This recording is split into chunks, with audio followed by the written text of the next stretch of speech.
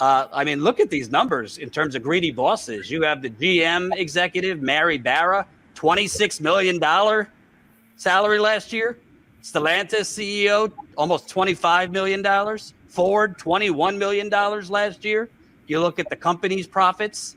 Ford, $24 billion last year.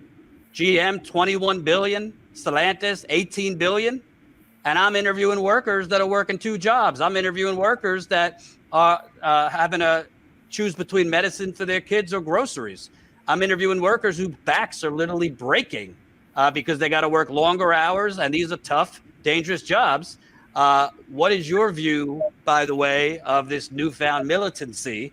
The new UAW president doesn't seem to be messing around. He says we want nearly 50% wage increases. He's given the numbers in terms of how much these CEOs have enriched themselves. And he has said, we are ready and willing to strike as long as it takes. I think it's a marvelous new militancy, my brother. I think of my dear brother Stanley Aronowitz, my dear sister Barbara Ehrenreich. These are my close companions and comrades of years past who was looking for this militant insurgency of the labor movement. I see Brother Sean and the others, and I say, yes, let us continue. And I know it has to do with the workers themselves putting pressure on their leadership. So leadership matters indeed, but it's the movement that puts pressure on the leadership. And when you have a leadership of courage and vision and integrity, you respond. You don't become complicit with the bosses. You don't come up with negotiations and settlements that you know do not do justice to your workers, because class conflict and class struggle is integral to any capitalist society.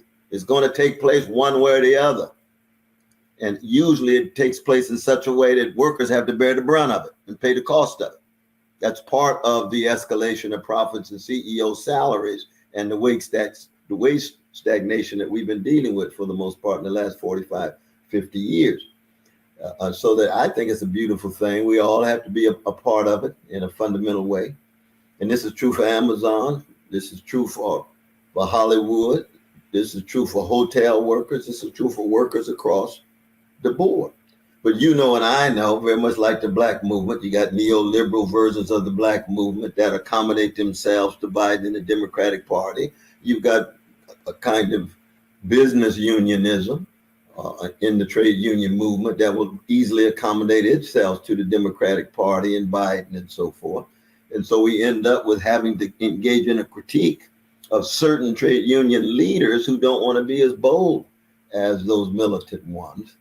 Just as we have a critique of black leaders or women leaders who don't want to be as bold and stay in neoliberal zones and don't want to be as bold vis-a-vis the Democratic Party, and then again overlook the fascist elements of certain policies of the Democratic Party as well. So I think it's a marvelous thing, and I plan to be the same is true next week with the Climate Week in New York City. We're dealing with fossil fuel companies, greedy, myopic, short-sighted, willing to push the planet off the cliff for short-term profits. We have to raise our voices. We've got to show a united front across the board. I plan to be there as well. Same is true in Atlanta. Cop City, look what's happened with Cop City. Now they've criminalized even civil disobedience. Uhuru 3, Pendleton 2. We can go on and on and on in terms of the ways in which the Department of Justice has been used in such a way that it tries to let freedom fighters know, you better not go too far. We want that fear inside of you. And as long as we have fear and feel intimidated and scared, we don't raise our backs. And you can't raise your back and be a serious freedom fighter. You just can't do it. And the UAW workers, I think next week, I hope and pray, get a chance to become Exhibition A and B in this regard, in the same way that the 61 in Atlanta are already Exhibition Pre-A and Pre-B, because this is a serious situation right now.